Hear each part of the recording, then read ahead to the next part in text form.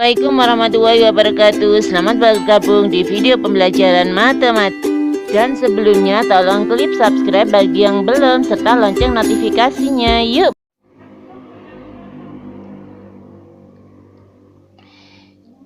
Bilangan real nomor 1. Jumlah 5 bilangan ganjil berurutan adalah 55. Jumlah bilangan terkecil dan terbesarnya adalah titik-titik. Nah, 5 bilangan ganjil.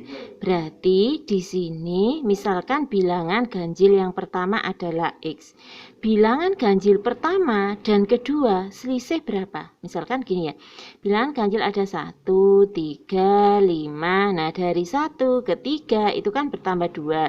Dari 3 ke 5 juga bertambah 2. Berarti kalau bilangan pertamanya X, bilangan yang kedua adalah X plus 2, maka bilangan ketiga adalah X plus 4, bilangan keempat X plus 6, dan bilangan kelima adalah X plus 8. Nah, ini dijumlahkan hasilnya 55. Yang ditanyakan jumlah bilangan terkecil dan terbesarnya adalah titik-titik. Nah, di sini kita mencari X-nya dulu ya. X. Nah, kita tambahkan berarti di sini ada 5X. Kemudian 2 tambah 4 tambah 6 tambah 8. Berarti di sini ada 20 sama dengan 55. Berarti 5X-nya sama dengan 55 dikurangi 20. 5X sama dengan 35, berarti X-nya sama dengan 35 per 5. Nah, 35 dibagi 5, berarti di sini dapat 7. Nah, yang diinginkan adalah jumlah bilangan yang terkecil, jumlah bilangan yang terkecil dan yang terbesar.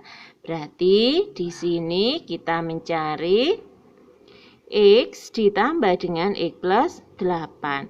X-nya tadi 7 tambah 7 tambah 8. 7 tambah 7 14 ditambah 8 berarti di sini ada 22. Berarti jawabannya adalah 22. Tuh. Nah, untuk soal yang kedua. Soal yang kedua, di sini ada P-nya 0,1616 dan Q-nya 0,666, maka nilai dari 33P plus Q.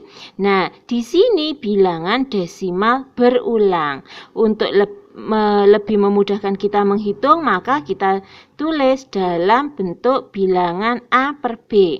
Nah, kalau P-nya 0,1616 dan seterusnya, maka ini bisa ditulis dengan 16. Ya, angka yang diulang adalah 16. Kalau yang di atas 2 digit, maka di sini 9-nya 2 kali, gitu ya. Nah, Q-nya juga gitu. Di sini ada 0,6666, berarti ini sama dengan 6 per 9.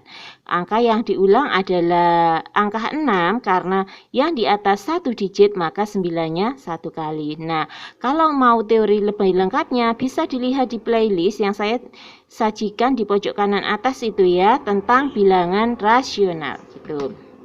Nah, selanjutnya kita masukkan ke 33P ditambah Q. Nah, P-nya tadi sama dengan 16 per 99 ditambah Q-nya adalah 6 per 9. Nah, kemudian bisa kita sederhanakan. 99 dibagi 33 berarti di sini dapat 3 ya. Kemudian 6 sama 9 kita sederhanakan masing-masing dibagi 3, berarti di sini 2, di sini 3. Nah, kemudian jadinya 16 per 3 ditambah 2 per 3. Berarti sama dengan 18 per 3. 18 per 3 sama dengan 6. Nah, jawabannya di sini adalah yang B. Kemudian soal yang nomor 3. Soal yang nomor 3 di situ ada 2 ditambah akar 3 ditambah akar 7 dikalikan akar 3 dikurangi akar 7 ditambah 2, ya semuanya itu dikalikan dengan 3 akar 3. Nah, sekarang kita lihat kemiripannya yang depan dengan yang belakang. Ya, yang berbeda tanda itu adalah ini. Di sini min akar 7, yang di sini plus akar 7. Kemudian kalau posisinya ini saya balik ya, berdasarkan sifat komutatif, di sini 2 plus akar 3 ditambah akar 7, kemudian kali 2 saya taruh di depan, ditambah akar 3 min akar 7 dikali 3 akar 3.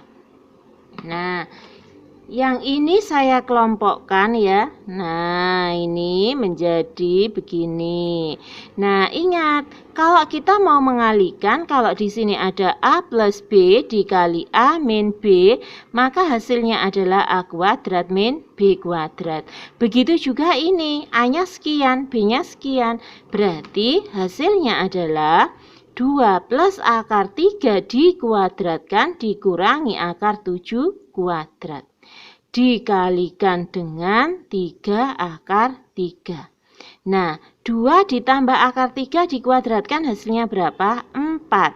Ditambah 2 kali 2 kali akar 3, berarti di sini 4 akar 3. Ditambah akar 3 kuadrat, berarti di sini 3. Dikurangi 7, dikalikan sama 3 akar 3. Nah, 4 ditambah 3, 7 dikurangi 7, berarti habis ya. 4 tambah 3 kurangi 7 habis, berarti tinggal 4 akar 3 kali 3 akar 3. 4 kali 3 berarti di sini 12, akar 3 kali akar 3 adalah 3, berarti hasilnya 36. Nah, jawabannya berarti di sini adalah yang B. Kemudian lanjut untuk soal nomor 4. Di sini ada T sama dengan akar 12 min akar 12 min akar dan seterusnya. Jadi ini kalau kita lanjutkan berlanjut terus gitu ya. Nah, ini termasuk bilangan rasional. Kalau bilangan rasional berarti dia bisa kita nyatakan dalam bentuk A per B. Berarti, nah di sini T-nya sekian. Kalau saya mau mencari T kuadrat, ya kalau ini saya kuadratkan kan berarti di sana juga dikuadratkan. Kalau dikuadratkan berarti di sini 12 min akar 12 min akar dan seterusnya. Nah, di sini T kuadrat sama dengan 12. Ini kalau ada akar 12 min akar 12 dan seterusnya, itu tadi kan sama dengan T ya. Nah, ini bisa kalian lihat di teori tentang bilangan rasional ya, di playlist di atas. Kemudian min T-nya kita pindah, berarti di sini T kuadrat plus T 12-nya kita pindah ke kiri jadi min sama dengan 0. Kemudian kita faktorkan, berarti cari dua buah bilangan, kalau dikalikan hasilnya min 12, kalau ditambahkan hasilnya 1. Berarti T plus 4 sama T min 3 sama dengan 0. Berarti T-nya sama dengan min 4 atau T-nya sama dengan 3. Nah, karena di sini bilangan di bawah akar itu kan nilainya positif ya. Kalau nilainya positif maka kita ambil yang T sama dengan 3. Nah, yang ditanyakan adalah T kuadrat min T. Berarti 3 kuadrat dikurangi 3. 9 dikurangi 3 berarti di sini hasilnya adalah 6. Tuh. Lanjut soal nomor 5. Keliling sebuah persegi panjang adalah 32 dan luasnya 50 cm persegi. Panjang diagonal bidang persegi panjang adalah titik-titik. Nah, keliling persegi panjang. Keliling persegi panjang itu rumusnya adalah 2P ditambah L ya, di sini sama dengan 32. Kalau kanan kiri saya bagi 2, berarti di sini jadinya P ditambah L sama dengan 16. Kemudian diketahui selanjutnya adalah luas. Luasnya sama dengan 50. Luas sama dengan panjang kali lebar sama dengan 50. Yang ditanyakan adalah panjang diagonal bidang. Nah, panjang diagonal bidang. Diagonal bidangnya seperti ini ya. Nah, berarti di sini kita menggunakan Pythagoras. Yang mana di sini P, di sini L. Berarti panjang diagonal bidangnya D kuadrat itu sama dengan P kuadrat ditambah L kuadrat. Nah, kita mau mencari P kuadrat ditambah L kuadrat, bisa dari sini dikuadratkan bisa. Atau kalau kalian sudah hafal P kuadrat ditambah L kuadrat, bisa dari P ditambah L dikuadratkan dikurangi 2PL. Berarti di sini 16 kuadrat dikurangi 2 kali 50. Nah, 16 kuadrat berarti di sini 256 dikurangi 100. Berarti hasilnya 156. Nah, 156 itu adalah D kuadrat, maka D-nya sama dengan akar dari 156. Nah, hasilnya akar dari 156, berarti jawabannya adalah yang B. Kemudian lanjut soal nomor 6. Perhatikan segitiga siku-siku OAB dengan luas M satuan luas. Nah, di sini OF, FG, GA dan OE sama dengan ED sama dengan DC sama dengan CB, ya. Seperti ini. Yang ditanyakan adalah luas bidang DEG. Nah, kalau itu tadi kan yang diketahui segitiga siku-sikunya adalah luas segitiga OAB. Kalau mau mencari luas segitiga adalah setengah alas kali tinggi, yang mana alasnya adalah OA, tingginya adalah OB. Nah, hasilnya luasnya tadi sama dengan M. Sekarang kita mau mencari luas DEG. Nah, kalau mencari luas DEG sama ya, setengah alas kali tinggi. Alasnya kita gunakan yang mana? Alasnya kita gunakan DE. Tingginya kita gunakan mana? Alas sama tinggi harus saling tegak lurus. Berarti di sini yang tegak lurus adalah OG dari perpanjangan sisi DE, gitu ya. Perpanjangan sisi DE kalau diperpanjang sampai dengan DO, maka tegak lurus dengan OG, maka tingginya adalah OG. Nah, berarti di sini setengah.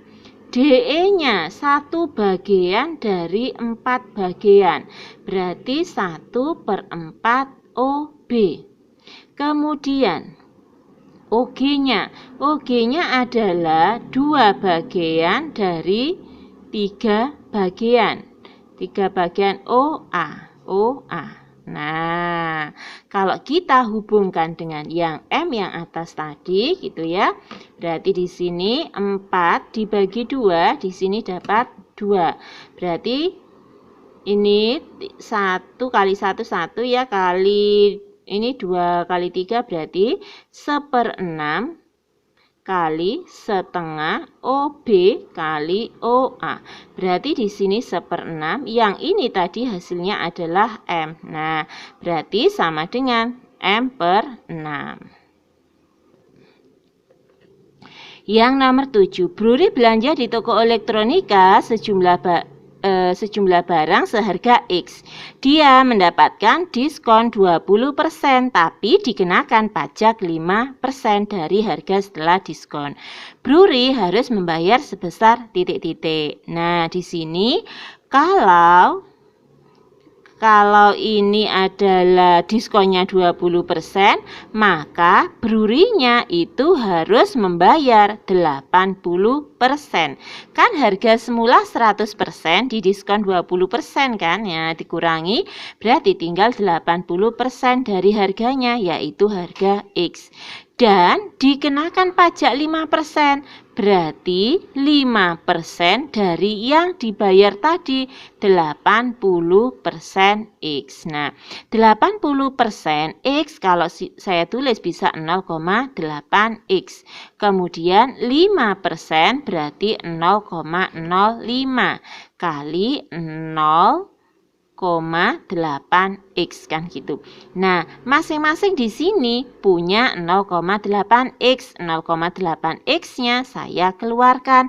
Berarti yang ini tinggal 1, yang di sini 0,05. Berarti yang harus dibayar adalah 0,8X kali 1,05. Nah, berarti kalau X-nya ditaruh di belakang, hasilnya adalah sama dengan ya yang C. Tuh. Kemudian soal nomor 8. Dua bilangan asli berjumlah 41. Bila bilangan tersebut dibagi dengan bilangan yang kecil, maaf saya ulang ya, bila bilangan yang besar dibagi dengan bilangan yang kecil didapat hasil bagi 9 dan sisa 1. Hasil kali bilangan yang besar dan selisih kedua bilangan tersebut adalah titik-titik. Jadi ada bilangannya adalah X tambah Y, kalau dijumlahkan hasilnya 41.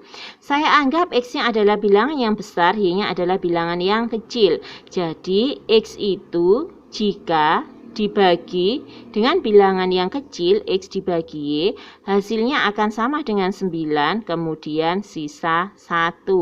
Berarti kalau begitu, X itu bisa dituliskan dengan 9Y ditambah 1. Kenapa demikian? Masih ingat? Misalkan di sini ada 6 dibagi dengan 4 gitu ya. Nah, 6 dibagi 4, 6 dibagi 4 itu dapat berapa? Dapat 1. Sisa berapa? Sisa 2. Berarti 6 itu bisa dituliskan 4 kali 1 ditambah 2, kan gitu ya, serupa dengan ini. Nah, X sama dengan 9Y ditambah 1. Kemudian kalau saya substitusi ke sini ya, saya tuliskan di sini X plus Y sama dengan 41. Nah, X-nya saya ganti dengan 9Y ditambah 1, ditambah dengan Y sama dengan 41. 9Y ditambah Y, berarti sini ada 10Y sama dengan 41. Satunya saya pindah ke kiri jadi min. Berarti 10Y sama dengan 40. Y-nya sama dengan 4. Nah, Y-nya sudah kita dapat, Y-nya sama dengan 4, berarti kita mau mencari X-nya. X adalah 9Y ditambah 1. Berarti 9 kali 4 ditambah 1. 9 kali 4, 36. 36 tambah 1, berarti di sini 37. Nah, yang ditanyakan adalah hasil kali bilangan yang besar. Bilangan yang besar tadi X ya. Kemudian selisih kedua bilangan tersebut, berarti X dikurangi sama Y. X-nya tadi dapat 37. Nah, 37, Y-nya adalah 4. Berarti 37 dikalikan sama 33. 37 dikalikan 33, hasilnya adalah 1221 yang A. Oke, 2 soal lagi untuk bilangan real. Nah, yang nomor 9. Untuk X kurang dari 1, maka pernyataan harga mutlak dari harga mutlak X min 3 ditambah 1 sama dengan titik-titik. Nah, jika di sini X-nya kurang dari 1. X-nya kurang dari 1, maka kalau kita masukkan ke X min 3, hasilnya adalah negatif. Kalau hasilnya negatif, karena di sini ada harga mutlaknya, maka kita kalikan dengan min, atau saya balik gini, 3 min X ya. Yang di sini harga mutlaknya saya hilangkan, saya balik gini, ditambah 1. Nah, kemudian jadinya di sini 3 tambah 1 berarti 4 min X. Harga mutlak dari 4 min X, jika X-nya kita substitusi dengan angka yang kurang dari 1, hasilnya bagaimana? Hasilnya adalah positif. Kalau hasilnya positif berarti di sini nilainya adalah 4 min X. Nah, ada yang masih bingung dengan ini? Bisa dilihat pada teori bilangan mutlak gitu ya, koleksi video saya. Tuh. Soal yang terakhir. Nilai minimum dari Y sama dengan 2 kali X min 3 kuadrat plus 5 adalah titik-titik. Nah, nilai minimum. Kalau di sini ada bilangan yang dikuadratkan, berarti minimumnya adalah 0 gitu ya, maksimumnya adalah tak hingga. Kalau di sini yang ditanyakan minimum, berarti Y-nya sama dengan, ini kita pakai nilai yang minimum karena nilainya pasti positif dikuadratkan. Berarti paling kecil adalah 0, berarti 2 kali 0 ditambah 5. Berarti hasilnya adalah 5. Jawabannya adalah yang D. Ini tadi juga yang D. Terima kasih sudah menyaksikan videonya sampai selesai. Jangan lupa klik subscribe, like, dan share ke teman-teman kalian. Semoga videonya bermanfaat. Assalamualaikum warahmatullahi wabarakatuh.